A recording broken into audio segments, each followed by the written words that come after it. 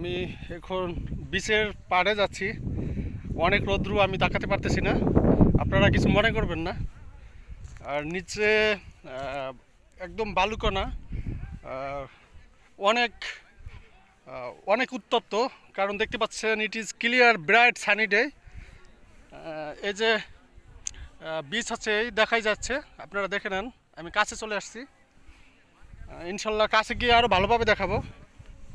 আর এই যে যেগুলো দিয়ে মালা বানায় সেই শামুক, এই যে অনেকগুলো আছে, আমি একটু পরে গিয়ে শামুক দেখাবো। এই যে ছোট ছোট শামুক অনেক আছে,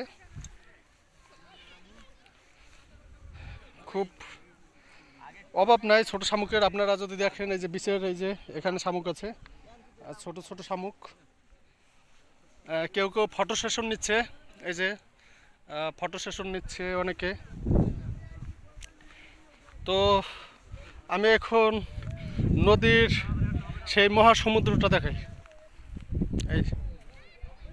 এই যে আসতেছে আমার স্যার একজন, সে একটু আগে আমার সুন্দর একটা ভিডিও করছে, এই সেই স্যার। হাই, হ্যাঁ, অসংখ্য ধন্যবাদ। আমরা বকুলবাড়িয়া ক্লাস্টার থেকে আসছি এই মনোরম দৃশ্য উপভোগ করার জন্য। আমাদের সাথে শিক্ষক পরিবারের যারা আসছেন তারা বিভিন্ন দিকে ঘুরছেন। হ্যাঁ, এগুলো হচ্ছে মালা তৈরি করার জন্য খুব এক্সেপশনাল একটা জিনিস, এটা বলে ঝিনুক, ছোট ছোট ঝিনুক। যারা কুয়াকাটা গেলে এটা দেখা যায়, বিশেষ করে রাখাইনরা এটা বেশি ইউজ করে। রাখাইনরা ওরা তৈরি করে বিভিন্ন ডিজাইনের, ওরা শঙ্খ, এই ঝিনুক দিয়ে তারা মালা তৈরি করে, এবং এটা খুব সমাদিত একটা জিনিস এবং খুব আকর্ষণীয়। সামনের দিকটা দেখতে পাচ্ছি সমুদ্রের সেই আকর্ষণীয় ঢেউ, সেই গর্জন, সেই গর্জন, সমুদ্রের গর্জন এখন বলা যাবে না, কারণ এখন সমুদ্র অনেকটাই নীরব।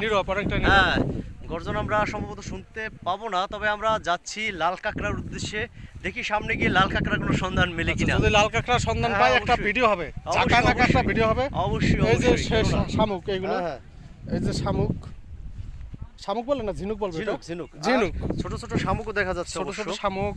আর সামহট কর্দমাক্ত আছে একটু, নাকি? কর্দমাক্ত, রাইট, একটু কর্দমাক্ত আছে। আমরা ওদিকে যাব না, ওদিকটা যাওয়া নিরাপদ না মনে হচ্ছে।